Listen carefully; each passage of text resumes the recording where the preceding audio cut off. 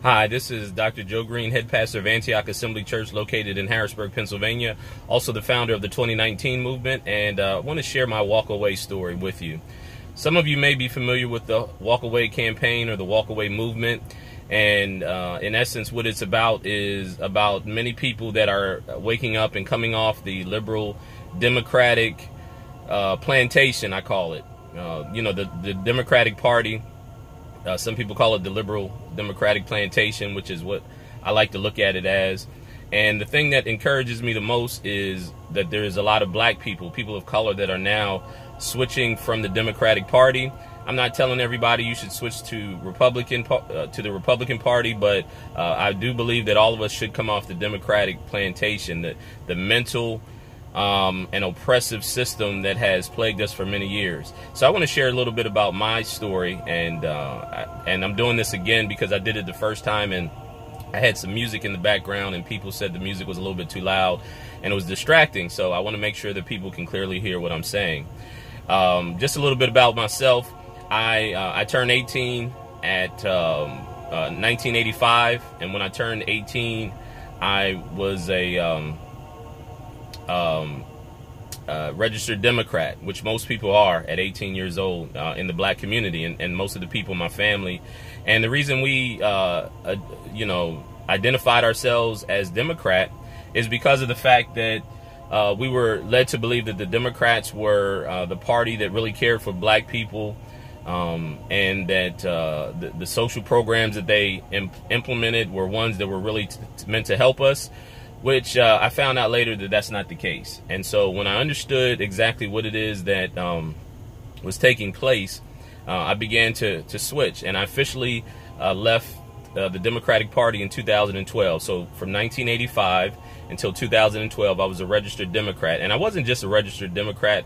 I was passionate about the Democratic Party, and in 2004, I even worked on the John Kerry campaign, the John Kerry presidential campaign, and did advertising and all these other things for the Democratic Party because I really believed in the cause.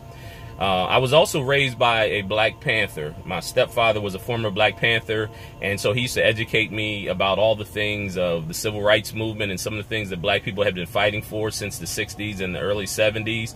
I studied a lot of the writings of people like Martin Luther King, Malcolm X, H. Rap Brown, Eldridge Cleaver, the Black Panther Party, and many of the activists from the 60s and 70s that were really fighting for equality, for civil rights and those type of things. So, I was very well educated in the cause. I was very well educated in what it was that black people were fighting for, what the concerns were. But I started to notice that nothing was changing, that the same things that we were talking about in 2004 during the presidential campaign of John Kerry were the same issues that plagued the black community from the time of the 60s and even before that. My pop-pop was raised in Georgia in the Deep South, and some of the issues that he dealt with and some of the racial discrimination that he dealt with, we still see it today.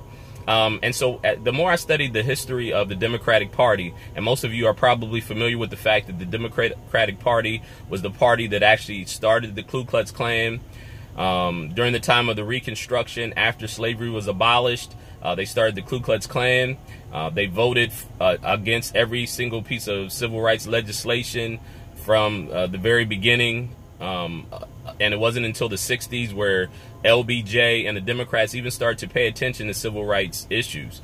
And LBJ, who was an actual racist, a very well-known racist, he was the one that started what was called the War on Poverty. And so the War on Poverty was meant to implement more social programs. It was actually pushing us more towards socialism. And it was the way that the Democratic Party wanted to give the impression that they were really for black people. But because LBJ was a racist, instead of him actually trying to help the black community, he was actually trying to find a way for the Democrats to garner the black vote, to get black people to have confidence in them, to depend on the party. And there's a quote in LBJ's unauthorized biography that he said, "We're not going to give the Negroes too much, just enough to make it seem like we're trying to help them, but not to help them to better themselves. And because of our strategy, we're going to get the N-words voting Democrat for the next 200 years. Now, that's from his unauthorized autobiography, and I paraphrase that, of course. But so the strategy of the Democrats was not that they were trying to help black people improve their community and improve their lot in life, but that they would be able to secure the black vote. And I saw this firsthand in 2004. What they would do is they would send surrogates in from all different states into Pennsylvania, where I was at. And those surrogates would work on the campaign, and then after the campaigns were over, they would go back to their own hometowns. And so they had no real connection with the community. And I used to wonder why it seemed like they really didn't care about the community as much. They were just trying to push the Democratic candidates. Also, when I recognized that all of the cities that were primarily Democrat, where there's huge amounts of black people, they always have a high crime, low performing schools. I live in Harrisburg, Pennsylvania, which has been Democrat for at least the last 30 or 40 years. The school district in Harrisburg, I graduated from Harrisburg High School in 1985, but currently their graduation rate is about 38%, which we know to be a failure. If only 38% of your high school students are graduating, then the school is failing. But that's not uncommon. That's par for the course, because if you look at all the major Democratic cities, whether it's Chicago, Detroit, Baltimore, all these cities are run by Democrats, but yet black people's position in these cities are very bad, and I would say even growing increasingly worse. You have violence, you have a lot of drugs, you have high incarceration rates and all these things. And so I came to the realization, like I said, in 2004, I also really started to examine the issue of being pro-life. So I became pro-life and very passionate about it. And even as I researched that more, I realized that the whole abortion industry and Planned Parenthood that was started by Margaret Sanger was based on eugenics. And eugenics is the most racist strategy that was ever employed by human beings. Eugenics comes from the word for good genes. And so Margaret Sanger, who was a eugenicist, she came up with a way to get rid of people with bad genes. And so when I say genes, I'm talking about races of people. So she called black people human weeds, feeble-minded, the social dregs. Basically, she looked at black people that way and other groups, but especially black people, which is why Planned Parenthood targets the black community. 80% of Planned Parenthood clinics are in or right close to poor black neighborhoods. I started to understand that the welfare system was set up to get black people dependent, not just black people, but get people dependent on the government. And it doesn't allow or help the community to develop. It doesn't create independency. It doesn't create people that are striving for excellence. It basically funds or supports mediocrity. And that's not what we're about as black people. You know, the black culture was based on, we were pro-God, we were pro-hard work, we were pro-education. I remember when I was growing up in my household, the worst two insults that you could fling at somebody in my household was to call them stupid or lazy, especially as a black man. They said that never let anybody call you stupid or lazy, and let it be true. Because of the fact that if you're stupid, you can educate yourself. You have control over that. If you're lazy, you can get out and get to work. And so stupid and lazy were two of the worst insults that you can hurl at me or people in my community.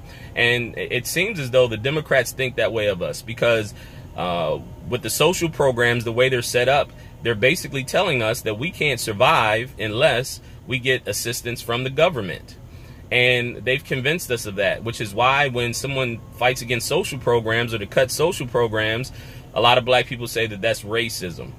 And so we've been brainwashed for some time. And so my prayer is that we come off this, that we have eyes that are open, we have ears to hear, we have our hearts open to the truth, because most of our the rebuttals that I get from people about coming off the Democratic plantation, it's all based on emotions. It's all based on what the mainstream media is telling us. You know, black people are so deceived and so brainwashed that we put a lot of energy and effort towards trying to tear down a statue in Charlottesville, Virginia, and during the same time, our inner cities have become a battleground. You know, Chicago, Detroit, Baltimore, Philadelphia, and so on and so on, all these Democratic strongholds, Atlanta, they are some of the most dangerous places in the world for black people, especially black men. And I don't think that that's a coincidence. When you understand the Clinton crime bill that incarcerated millions and millions of black males unjustly and broke down the family, when you understand that since the 60s until now, the black family has gotten weaker and not stronger, so we can't blame slavery or Jim Crow, because the further we get away from slavery and Jim Crow, the worse we become, the weaker our families are. And so it's time for us to wake up. It's time for us to walk away. I'm very encouraged by the movement that so many people are now waking up and coming off the Democratic plantation. Facts do matter. So when we understand history, when we understand strategy, and we look at the results, it's very clear that it's time for us to all walk away from liberalism, from socialism, from progressivism, and from the Democratic Party. This has been Dr. Joe Green, and all this is done out of love. And I'm not a Republican, I'm independent, but more specifically, I am no longer a member of the Democratic plantation. Be blessed. Bye.